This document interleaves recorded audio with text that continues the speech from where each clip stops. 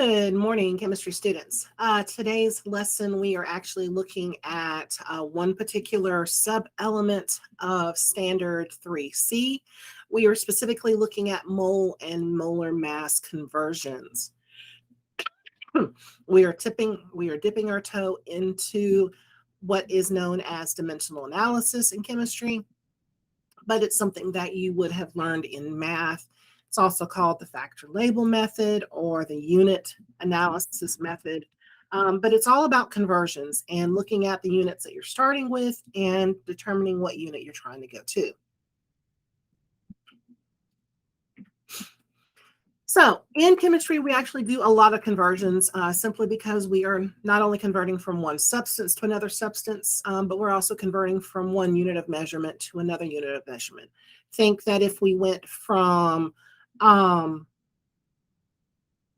solid sugar and we burned it, heated it up, and decomposed that sugar, we would be getting carbon dioxide and water. Well, that sugar is a solid, the carbon dioxide is a liquid, atmosphere, so carbon dioxide is a gas, the water is going to end up being a liquid, and my products are going to be in different phases of matter, so I'm going to have different units of measurement. So dimensional analysis, it's a big fancy word, but it's basically a method to solve problems by expressing units as being multiplied by a ratio. And what it does is it changes the unit, but not the value of the number. And it is all about the units. The number ends up in its location based on the unit that you start with. So make certain you're reading the problems carefully to determine the unit that you are starting with. The equality statement that we're going to be using today is the fact that 1 mole, and I use the abbreviation for mole instead of actually typing it out, but 1 mole, M-O-L-E, equals the molar mass of any element, any substance in grams.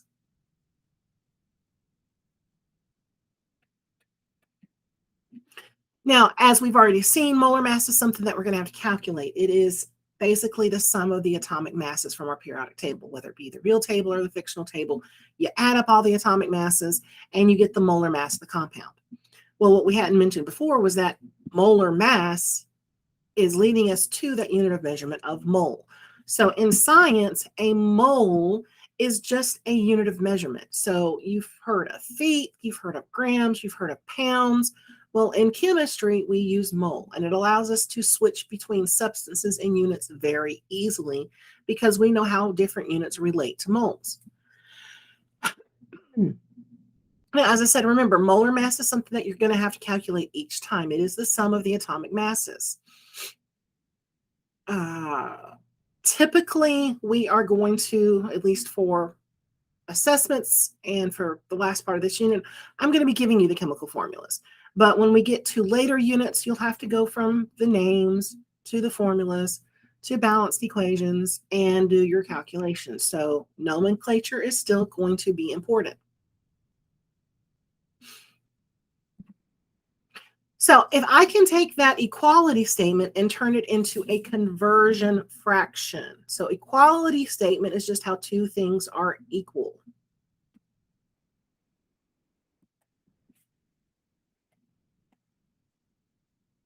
And you are familiar with equality statements because you know that 1 foot in English measurements equals 12 inches. And you probably know that there are 3 feet in a yard. Might know that there's 60 minutes in an hour. Those are equality statements when we're saying how 2 different units of measurements are equal. Well, what we can do is we can take that equality statement and turn it into a conversion fraction.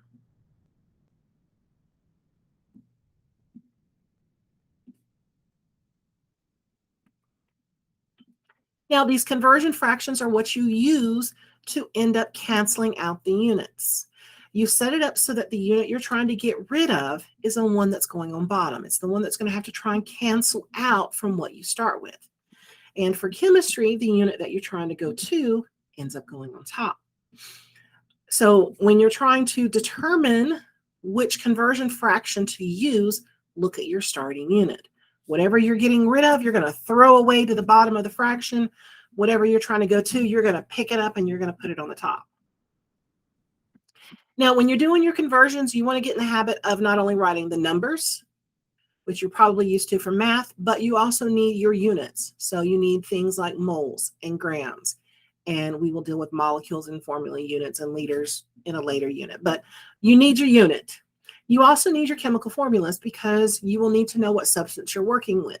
Now, right now, it seems a little bit redundant because we're going from the unit of measurement of one substance to a different unit of measurement for that same substance. It's like going from tablespoons to cups or cups to tablespoons.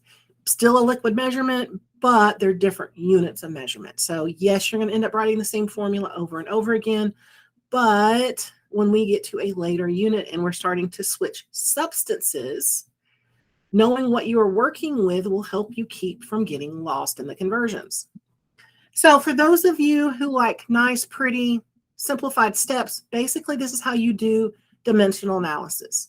The first thing you're going to have to do is write whatever number, unit, formula is given to you in the problem. No matter how the problem is worded, no matter where the number is in the words, you have to start with that number. And that number is going to have a unit and a formula, and it's going to set up everything else. So you got to write it first. You're then going to be multiplying that by a fraction. And you're going to set up your fractions so that the units cancel out. And this is the one really nice thing about chemistry as opposed to physics, is that we are consistently the same. Whatever we're getting rid of is going to always go on bottom. Whatever you're trying to go to, you're always going to put on top. That is the nice thing about it, is because your units consistently go in the same locations. Once you put the units where they go, you're going to add your numbers from your equality statement. You'll notice that the numbers keep moving around because the units keep moving around. And then you're going to plug it into your calculator. I'll actually be showing y'all how to use it with Desmos. I shared the screen the wrong way, but that's okay. So I want to do one that not necessarily is chemistry related, but just to kind of show y'all how you have seen this skill before in your math class. 100% an entire window. No. There we go. Sorry about that, ladies and gentlemen. So in math, or in the US, we use English units. And we know that in 1 year, there are 365, and if you want to get really technical, it's 365.25 days, because every 4th year there's a leap year, but we have 365.25 days in a year. Well, if you happen to be 15.5 years old, how many days old are you? So that's the problem we're trying to solve. If I am, I think I said 15.5. So I am 15.5 years old, and I want to know how many days old that is. Well, we're going to follow our steps. Step 1, write the number and unit from the problem. Well, the number from the problem is 15.5. Its unit is years. And since we're not working with substances, I don't necessarily have to worry about that. So I'm multiplying by a fraction. So I draw my fraction bar. I got to throw away the thing I'm trying to get rid of. So I'm going to throw years to the bottom of the fraction. And I'm trying to get to days. So I'm going to pick days up and I'm going to put it on top. Now that I've got my units in place, I can come back to this red equality statement and I can fill in my fractions. And I see that 365.25 days has to be on top. 365's got to go on top because days goes on top. 1 has to go on bottom because years is on bottom. And yes, those of you who are extra math proficient are going, but Miss Range, you're just multiplying these numbers. Yes, I know. But it's not just about the numbers. It is also about the units and, in chemistry, the chemical formulas. So we have to show our conversions using dimensional analysis. We have to show it so that these units cancel out. So handy dandy calculator tells me that if I'm 15.5 years old, I would be 500, no, bad misreads, 5,661 point extra numbers days old. General rule of thumb when rounding, give me roughly the same number of numbers you started with. We started with 3 numbers. 4 is nice and neat and round, and we don't have to deal with, extra craziness in rounding. If you wanted to give me everything from the calculator, it's fine. So, dimensional analysis. Let's look at a fairly straightforward chemistry example. Now, realize that the equality statement that is in black at the top of the screen is given to you on page 2 of your formula sheet. It is a resource that comes up with every unit, quiz, test, any type of assessment. But the ones in purple, your fractions, those are not given to you. But you could write them on some index cards and quite literally use it as like playing cards and pick the card that you need to solve the equation. The thing to remember with molar mass is, yes, every single time you're going to have to calculate that molar mass of that substance. So how many moles are there in 45.50 grams of water? So even though the number's at the end of the problem, we still got to start with it. It's the only number in the problem. Step 1, write the number, unit, and formula from the problem. This is my givens. So I'm given 45.50 grams of water, H2O. Step 2, multiply by a fraction. We've got to set it up so that the units cancel out. I started with grams. That means grams is what I'm getting rid of, so grams has to go on bottom. And it's not just grams, it's grams of water. So grams of water is going on top. Grams of water is going on bottom. Well, if grams is on bottom, the only thing that can be on the top is mole. Problem kind of gives me the hint because it's asking me for moles. Moles is what I want, so I'm going to pick it up and I'm going to put it on top. My equality tells me that 1 mole equals the molar mass of water. Well, I don't have that number on my screen. That means I'm going to have to calculate it. So I come to my handy dandy periodic table and I know, and this is the real table. Yes. So I see that hydrogen is 1.01 and I have 2 hydrogen atoms plus 1 oxygen atom. So right side of the screen, oxygen 16.00. Notice I'm getting those numbers from the atomic masses. That's exactly where they're coming from. So a molar mass of water is 18.02 grams. That is the number that I have to use on the bottom of that conversion. I encourage you, even if I don't explicitly ask for it, to show that molar mass calculation, especially with your larger substances. That way, if you make a mistake, I know exactly where you did it, and I can kind of guide you in a way to get out of the mistake or catch it much easier if I actually see what you're typing into the calculator. Notice that if I actually pay attention to my units, I have grams divided by grams. That means they cancel out.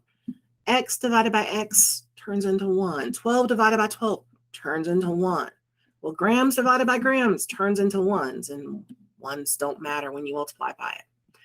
We've got water divided by water, so it disappears. Forgot to write my water on top.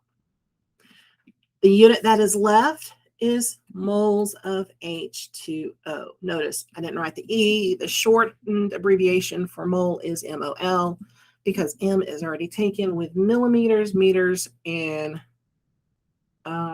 something else. I'll think of it later. So how do I type this into my calculator? Gonna use Desmos again, just for ease of use. If you are not mathematically inclined, I highly encourage you to type into the calculator the numbers in the exact position that you wrote them. So I'm going to type in 45.50. I'm going to hit times. I'm going to hit the fraction button. And then I'm going to put 1 over 18.02. Notice, even though I wrote units and I wrote chemical formulas, I can't type that in the calculator. The only thing that goes into the calculator are the numbers from the problem. So handy dandy calculator gives me this big old long number. I don't want to keep all those. I started with 4, so I'm going to keep 4. So 2.525. 2.525 moles. So that many grams of water is that many moles of water. All right, let's look at example number 2. This time, my numbers are the front of the problem. Woohoo! So whether it's in the front or the back, it's got to be what I start with. So step 1, write your given number, unit, and formula. Step 2, multiply by a fraction. Step 3, set up your units. So I started with mole. Mole's what I'm trying to throw away. I'm trying to get rid of it. So I throw it to the bottom. And mass is what I'm trying to go to. So mass has to go on top. Now here's the nice thing is in the problem before, I calculated the molar mass of water. So I don't need to redo that calculation because I actually already have it. So I already have that calculation. I am able to just plug my numbers in. So I've got 1 mole and 18.02 grams of water. So handy dandy calculator, one more time. Type this into the calculator. Quite literally with your Casio, or if you're using Desmos, type in exactly what you wrote. Make it mistake proof. So I wrote 18.02 over 1, so that's what I'm typing into the calculator.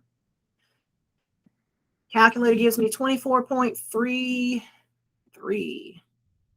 24.3, well, keep only 3 numbers. So 24.3 grams is the resulting unit. You don't have to cancel, like cross out the units, but if you need to for your sanity, just to see how they're canceling out, feel free.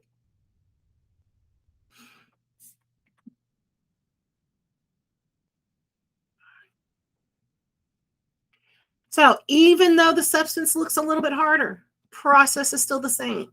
I'm actually going to go ahead and find my molar mass so I have it up front.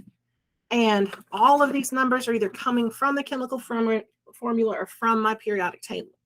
So this substance has 1 aluminum. Aluminum's mass is 26.98. Remember, this 3 has to distribute in. I got 3 nitrogens. Each nitrogen has an atomic mass of 14.01. 3 times 3 is 9. So I've got 9 oxygens, and oxygen is 16. And I can quite literally type that to the calculator exactly like I wrote it. Remember, Miss Raines just doesn't like to show multiplication symbols because they get mixed in for her, so I use parentheses. But either way, you're getting to the same place. You've got to take the number of atoms, your subscripts, times each of their masses, and you're adding them up. And assuming I didn't make a mistake, I get 213.01 grams, and that's the molar mass for aluminum nitrate. Yes, nitrate. Sorry, flipping back and forth between the fictional and the real table. My real polyatomics are a little bit rusty on me now. So I know the number that needs to go into my fractions. So if I wanted to, I could take my index cards with a pencil and I could write that number into the spot so that I can see exactly what I'm having to put where.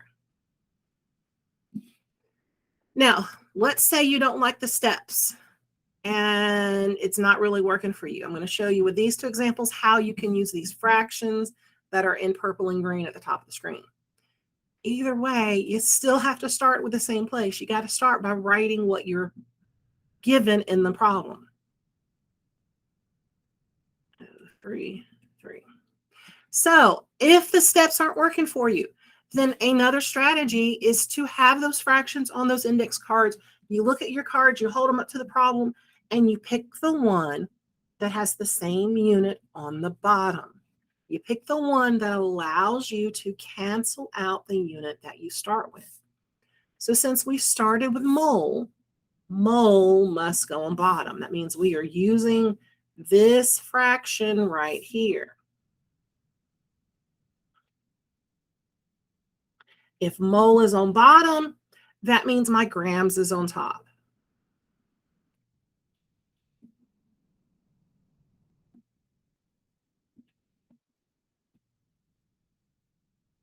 So type this into your handy dandy calculator.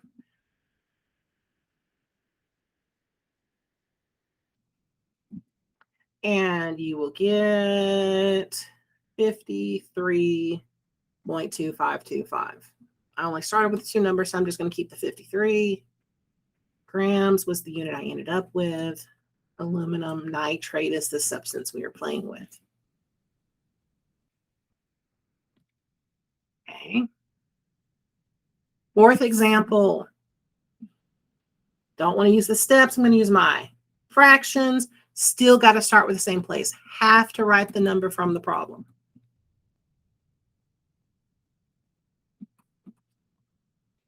Its unit and chemical formula. So I got to find the fraction that lets me cancel out grams. Well, that's the one that's on the left. In order to cancel out grams, grams has to go on bottom. Oh, you know what? We're just going to pretend this says aluminum nitrate just to make the math a little bit faster.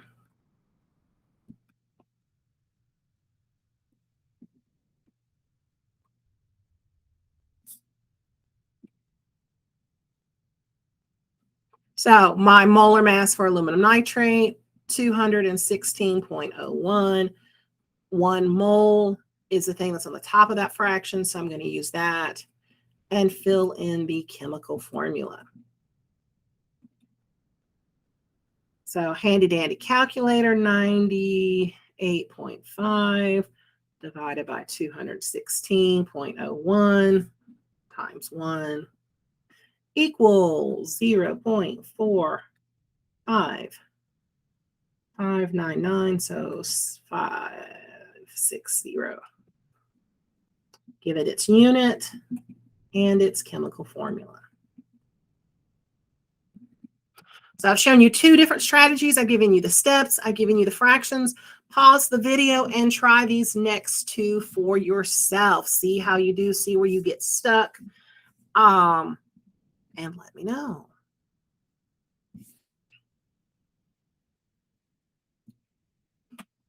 So we're going to go ahead and show the calculation for the molar mass because we're going to need it.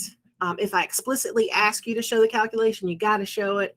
Any other time, it is highly encouraged. That way I can easily catch mistakes. This thing is telling me I've got 3 calciums. Calcium is 40.08. Plus, I've got a 2 outside parentheses.